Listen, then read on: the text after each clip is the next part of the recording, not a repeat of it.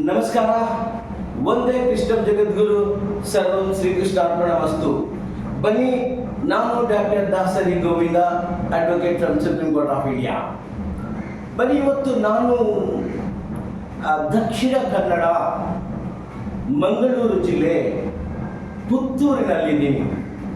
ನಾನು ಇವತ್ತು ಪುತ್ತೂರಿನಲ್ಲಿರ್ತಕ್ಕಂತಹ ಒಬ್ಬ ಸಾಮಾಜಿಕ ಕಾರ್ಯಕರ್ತ, ಸೋಷಿಯಲ್ ರಿಫಾರ್ಮರ್, ಒಬ್ಬ ರಾಜಕೀಯ ಪಕ್ಷದ ನಾಯಕ, ಅವ್ರ ಜೊತೆ ನಾನು ಮಾತನಾಡಲು ಬಂದಿದ್ದೀನಿ.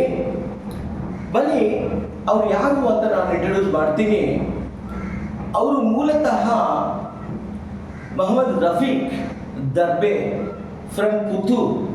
ಅವ್ರು ಮೂಲತಃ ಒಂದು ಅಗ್ರಿಕಲ್ಚರ್ ಫ್ಯಾಮಿಲಿ.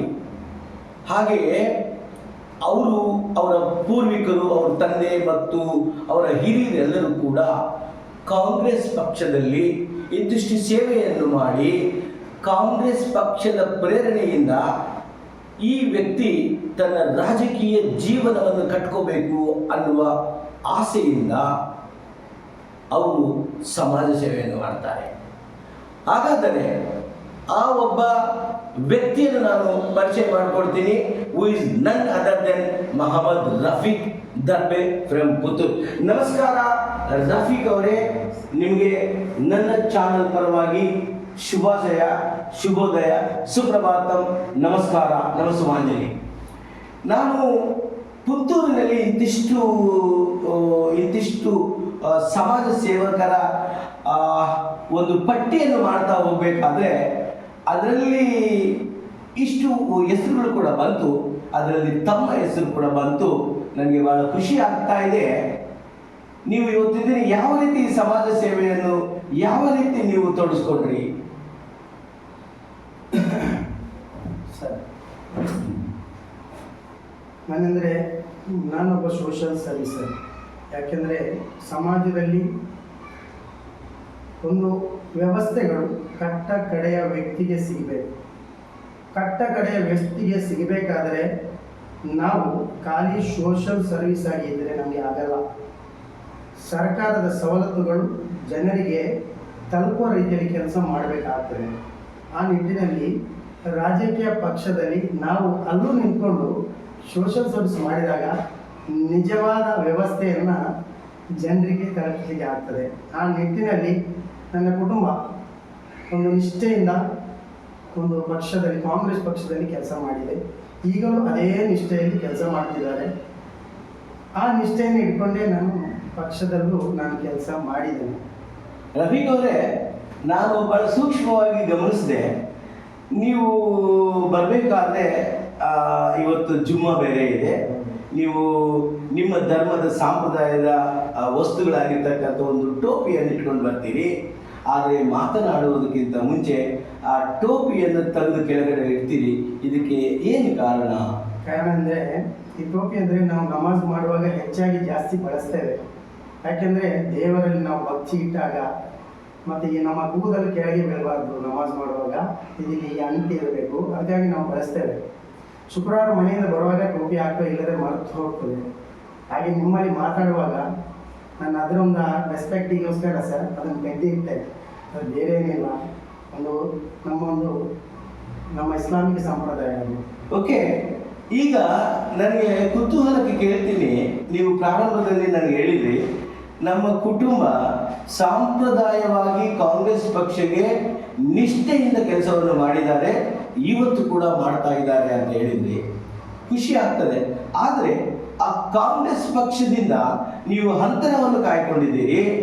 ಅಷ್ಟೇ ಅಲ್ಲ, ನನಗಿರ್ತಕ್ಕಂಥ ಇನ್ಫಾರ್ಮೇಶನ್ ಪ್ರಕಾರ ನೀವು ಭಾರತೀಯ ಜನತಾ ಪಕ್ಷಕ್ಕೆ ನೀವು ಅಭಿಮಾನಿ ಕೂಡ ಆಗಿದ್ದೀರಿ ಅಂತ ನನಗೆ ಗೊತ್ತಾಗ್ತಾ ಇದೆ. ಇದ್ರ ಹಿಂದೆ ಇರ್ತಕ್ಕಂಥ ರಹಸ್ಯ ಆದರೆ ಏನು? ರಹಸ್ಯ ಏನು ಅಡಗಿಸ್ಕೊಳ್ಳೋದು ಏನಿಲ್ಲ, ಎಲ್ಲೋ ಓಪನ್ ಹಾರ್ಟ್. ಯಾಕೆಂತ ಹೇಳಿದ್ರೆ, ನಾನು ಕಾಂಗ್ರೆಸ್ ಪಕ್ಷದಲ್ಲಿ ಹಲವಾರು ಸ್ಥಾನಗಳು ನನಗೆ ಸಿಕ್ಕಿತ್ತು. ಸ್ಥಾನ ಮುಖ್ಯ ಅಲ್ಲ, ಒಂದು ಪಕ್ಷದಲ್ಲಿ ನಿಷ್ಠಾವಂತನಾಗಿ ಕೆಲಸ ಮಾಡೋದು ಮುಖ್ಯ. ಆ ನಿಟ್ಟಿನಲ್ಲಿ ಈ ಸವಲತ್ತುಗಳಲ್ಲಿ ಕೆಲವೊಂದು ಸವಲತ್ತುಗಳು ನನಗೆ ಜನರಿಗೆ ಕೊಡಿಸ್ಲಿಕ್ಕೆ ಆಗ್ತಾ ಇರಲಿಲ್ಲ. ಯಾಕೆಂತ ಹೇಳಿದ್ರೆ ಉದಾಹರಣೆಗೆ ನಾನೊಬ್ಬ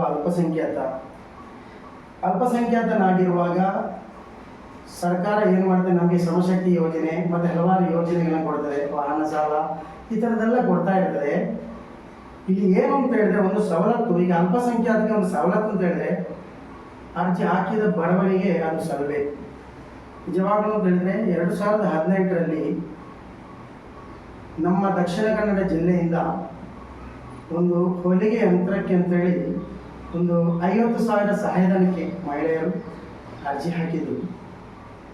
ಅದರದ್ದು ನಾನು ನೋಡಿಕೊಂಡೆ, ಬಹಳ ನನಗೆ ಬೇಸರ ಆಯಿತು. ಯಾಕೆಂದರೆ ನಾನು ಅದನ್ನು ಯಾಕೆ ಹೇಳ್ತೇನೆ ಅಂತ ಹೇಳಿದರೆ 48,000 ಜನ ದಕ್ಷಿಣ ಕನ್ನಡ ಜಿಲ್ಲೆಯಲ್ಲಿ ಅರ್ಜಿ ಹಾಕಿದ್ರು.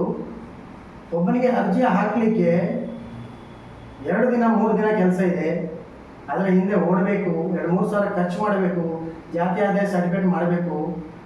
ತುಂಬ ಬೇಸರ ಸಂಗತಿ ಅಂದರೆ 314 ಜನರಿಗೆ ಕೊಟ್ಟಿದ್ದಾರೆ. ಎಷ್ಟು ಜನರಲ್ಲಿ? 45,000. ಇದು ನನಗೆ ತುಂಬ ನನ್ನ ಮನಸ್ಸಿನಲ್ಲಿ ಅಗಾಧವಾದಂಥ ನೋವು ನನಗೆ. ಯಾಕೆಂತ ಹೇಳಿದ್ರೆ ಯಾವುದೇ ಸವಲತ್ತುಗಳು ಸರ್ಕಾರ ಕೊಡುವುದಿದ್ರೆ ಅದು ಕಟ್ಟ ಕಡೆಯ ವ್ಯಕ್ತಿಗೆ ಸಿಗಬೇಕು. ಸಿಕ್ಕಿದಾಗ ಮಾತ್ರ ಆ ತೃಪ್ತಿದಾಯಕವಾದ ಕೆಲಸ ಮಾಡಲಿಕ್ಕೆ ನನಗೆ ಆಗ್ತದೆ. ಬನ್ನಿ, ಈಗ ರಫೀಕ್ ಅವರ ಒಂದು ಮನದಾಳ ನನಗೆ ಅರ್ಥ ಆಗ್ತಾ ಇದೆ. ಏನು ಬಡವರಿಗೋಸ್ಕರ ಇರ್ತಕ್ಕಂಥ ಒಂದು ಸ್ಕೀಮ್ ಇದೆಯಲ್ಲ, ಈ ಹೊಲಿಗೆ ಯಂತ್ರಕ್ಕೆ ಇಂತಿಷ್ಟು ಅನುದಾನಕ್ಕೋಸ್ಕರ ಅಥವಾ ಸಬ್ಸಿಡಿಗೋಸ್ಕರ ದಕ್ಷಿಣ ಕನ್ನಡ ಜಿಲ್ಲೆಯಲ್ಲಿ ಸುಮಾರು 48,000 ರಿಂದ 50,000